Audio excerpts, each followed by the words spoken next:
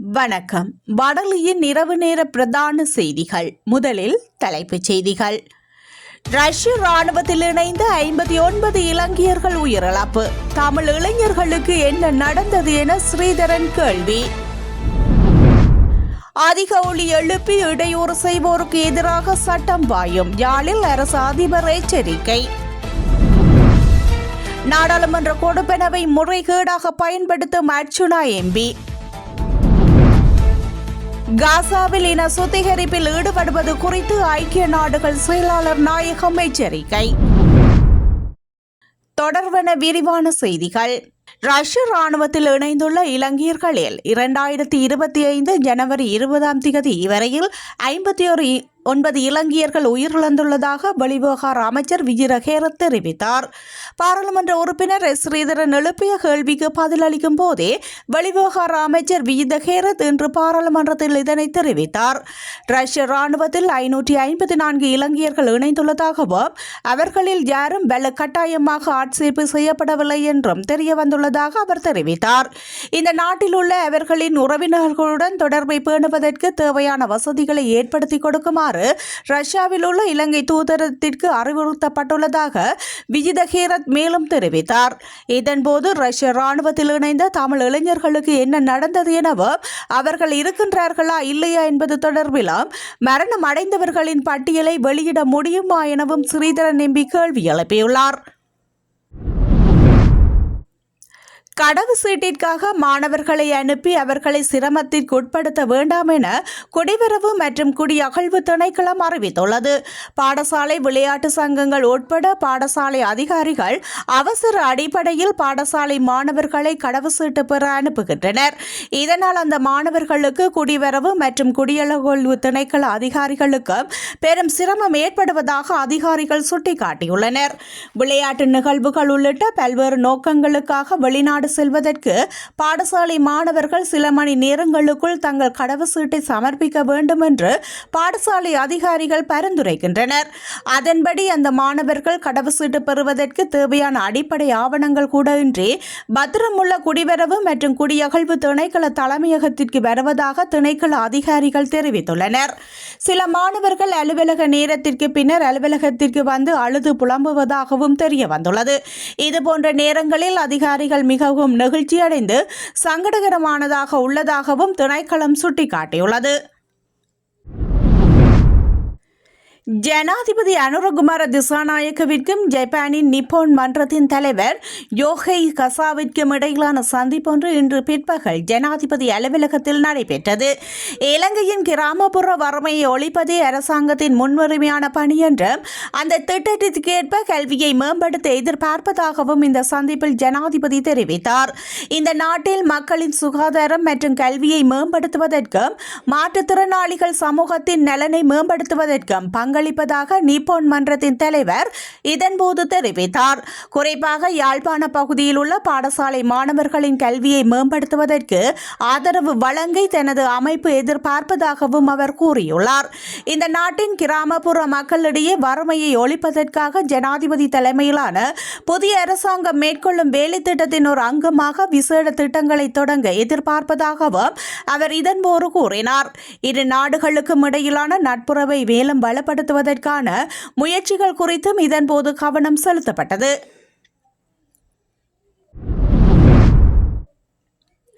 2025 ஆண்டின் வடக்கு மாகாணத்திற்கு வரவு செலவு திட்டத்தில் ஒதுக்கப்படவுள்ள நிதிக்கு வடமாகாணத்தால் முன்மொழியப்படவுள்ள திட்டங்கள் தொடர்பான மீளாய்வு வடக்கு மாகாண ஆளுநர் ந. வேதநாயகன் தலைமையில் ஆளுநர் செயலகத்தில் இன்று வெள்ளிக்கிழமை இடம்பெற்றது. ஒவ்வொரு அமைச்சுக்கள் அதன் கீழான திணைக்களங்களுக்கு ஒதுக்கப்படவுள்ள நிதி விவகாரங்கள் மற்றும் அந்த நிதியில் முன்னெடுக்க திட்டமிடப்பட்டுள்ள திட்டங்கள் தொடர்பில் ஆளுநருக்கு பிரதம செயலாளர் அலுவலகத்தின் திட்டமிடல் பணிப்பாளர் கே. சிவசந்திரன் தெரிவுபடுத்தினார். முன்வைக்கப்பட்ட திட்டங்களை அக்டோபர் மாதத்திற்குள் நிறைவேற்றி முடிக்க வேண்டியது அந்த திணைக்கள தலைவர்களின் பொறுப்பு என ஆளுநர் இதன்போது குறிப்பிட்டார். மேலும் சில திட்டங்கள் யாழ்ப்பாணத்தை மையப்படுத்தி முன்மொழியப்பட்டிருந்த நிலையில் அதை மீளாய்வு செய்து வன்னி பிராந்தியத்திற்கு மாற்றுமாறு ஆளுநர் யோசனை முன்வைத்தார். குறிப்பாக வீதி அதிகார திணைக்களத்தால் யாழ்ப்பாணத்தில் சில வீதிகளை தரமுயர்த்தும் செயற்திட்டங்கள் முன்வைக்கப்பட்டிருந்த நிலையில் அதை விடுத்து வன்னியில் உள்ள விவசாயிகள் அதிகம் பயன்படுத்தும் வீதிகளை புனரமைக்க நிதி ஒதுக்குமாறும் பணித்தார். இந்த கலந்துரையாடலில் வடக்கு மாகாண பிரதம செயலாளர் இளங்கோவன், ஆளுநரின் செயலாளர் நந்தகோபன், பிரதம செயலாளர் நிதி எஸ் குவதாஸ் ஆகியோரும் கலந்து கொண்டனர். யாழ் மாவட்ட பாராளுமன்ற உறுப்பினர் ராமநாதன் அர்ச்சுனா தனக்கான அலுவலரின் பாராளுமன்ற கொடுப்பனவை முறைகேடாக பயன்படுத்தியுள்ளமையை வெளிப்படுத்தியுள்ளார். சமூக வலைதள காணொலியொன்றில் பேசிய பாராளுமன்ற உறுப்பினர் அர்ச்சுனா தனது செலவு விவரங்களை பட்டியலிடுகையில் தனக்கான சம்பளம் மற்றும் இதர கொடுப்பனவுகள் என்பன தனது செலவினங்களுக்கு போதுமாக இல்லை எனவும் இதன் காரணமாக தனக்கான அலுவலர்களை நியமிக்க வழங்கப்பட்டுள்ள பாராளுமன்ற சலுகையில் ஆய்வு அலுவலர் தனது உறவினர் ஒருவரை நியமித்து அவருக்கு பாராளுமன்றத்தினால் கொடுப்பனவாக வழங்கப்படும் 56,000 ரூபாவை தனது செலவினங்களுக்காக பெற்றுக்கொள்ள உள்ளதாக தெரிவித்திருக்கிறார். குறித்த உறவினர் தனது செலவுகளுக்காக குறைந்த ஒரு பங்கை கேட்டதாகவும் அதற்கு தான் மறுப்பு தெரிவித்ததாகவும் குறிப்பிட்ட அதேவேளை உறவினருக்கு வழங்கப்படும் கொடுப்பனவுகளை வைத்தே தனது செலவுகளை மேற்கொள்ள உள்ளதாகவும் குறிப்பிட்டுள்ளார். பாராளுமன்ற கொடுப்பனவை முறைகேடாக பயன்படுத்தும் குறித்த விவகாரம் யாழ் தேர்தல் மாவட்ட வாக்காளரிடையே அதிருப்தியை ஏற்படுத்தியுள்ளது. ஆலயங்களில் சமய நிகழ்வுகளின் போது ஒளிபெருக்கிகளை பயன்படுத்தும் போது அயலில் உள்ளவர்கள், மாணவர்கள் மற்றும் வயோதிபர்களுக்கு இடையூறு ஏற்படாத வண்ணம் ஒளிபெருக்கிகளை பயன்படுத்துமாறு யாழ்ப்பாண மாவட்ட பதில் அரசு அதிபர் மருதலிங்கம் பிரதீபன் கேட்டுக் கொண்டுள்ளார். நேற்றைய தினம் சுற்றாடல் பாதுகாப்பு குழு கூட்டம் யாழ் மாவட்ட செயலகத்தில் நடைபெற்றது. இதன்போது யாழ்ப்பாணம் மாவட்டத்தில் திண்ம கழிவு அகற்றல், வழி மாசடைதல், பொதுமக்களுக்கு அசௌகரியங்கள் ஏற்படுத்தும் ஒளிபெருக்கிகளை கட்டுப்படுத்துதல் போன்ற விடயங்கள் குறித்து தீர்மானங்கள் எடுக்கப்பட்டன. இது தொடர்பில் இன்றைய தினம் மாவட்ட செயலகத்தில் ஊடகங்களுக்கு கருத்து தெரிவிக்கையிலேயே அவர் இவ்வாறு தெரிவித்தார். குறிப்பாக ஆலயங்கள் மற்றும் வேறு நிகழ்வுகளில் பயன்படுத்தப்படும் ஒளிபெருக்கிகளால் அசௌகரியங்கள் ஏற்படுவதாக எமக்கு முறைப்பாடுகள் கிடைக்கப்பட்டுள்ளன. ஆலயங்களில் உங்களது சமய நிகழ்வுகளின் போது ஒளிபெருக்கியை பயன்படுத்தும் போது அயலில் உள்ளவர்கள், மாணவர்கள் மற்றும் வயோதிபர்களுக்கு இடையூறு ஏற்படாத வண்ணம் உங்களது ஒளிபெருக்கிகளை பயன்படுத்துங்கள். ஆலயங்கள் அமைந்துள்ள பகுதியில் இருந்து மிகவும் தொலைவில் ஒளிபெருக்கிகள் பொருத்தப்பட்டு அதிக ஒலி எழுப்பப்படுகின்றது. ஆகவே உங்களது ஆலயங்களில் எழுப்பப்படும் ஒளிபெருக்கி ஒலிகள் மூலம் ஏனையோருக்கு இடையூறு ஏற்படா வண்ணம் செயற்படுமாறு ஆலய நிர்வாகத்தினர் அல்லது தர்மகர்த்தாக்களை கேட்டுக்கொள்கின்றேன். குறிப்பாக இரவு வேளைகளில் கல்வி பயிலும் மாணவர்களுக்கு அந்த ஒளி மூலம் இடையூறு ஏற்படுவதை நாங்கள் அறிகின்றோம். ஆகவே இதற்கு எதிராக நாங்கள் சட்ட நடவடிக்கை எடுக்க உள்ளோம். எத்தனை டெசிபல் அளவில் ஒளிபெருக்கியை பயன்படுத்த வேண்டும் என்ற வரையறை உள்ளது. ஆகவே அதனை கட்டுப்படுத்தக்கூடிய வல்லமை போலீசாருக்கு உள்ளது. இது குறித்து எழுத்து மூலம் போலீசாருக்கு அறிவித்துள்ளோம். இவ்வாறு அசௌகரியங்கள் ஏற்படும் பட்சத்தில் பொதுமக்கள் உங்களுடைய முறைப்பாடுகளை பிரதேச செயலகங்களுக்கு தெரிவிப்பதன் மூலம் பிரதேச செயலர்கள் அதனை உடனடியாக போலீசாரின் கவனத்திற்கு கொண்டு வந்து அந்த ஒளியின் அளவை கட்டுப்படுத்தும் நடவடிக்கையை மேற்கொள்வார்கள். எனவே அந்த ஒளியினால் ஏனையோருக்கு இடையூறு ஏற்படாத வண்ணம் செயற்படும் போது ஏனையோருக்கும் பிரச்சனைகள் ஏற்படாது என அவர் தெரிவித்தார்.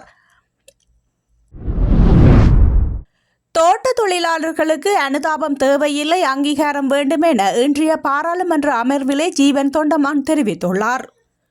மேலும் மலையக வீதிகளை அபிவிருத்தி செய்ய குறைந்த நிதியே ஒதுக்கப்பட்டுள்ளது. நிதியை வைத்துக்கொண்டு ஹார்ட்வேர் போட மாட்டோம் என அந்த இடத்திலும் சொல்லவில்லை.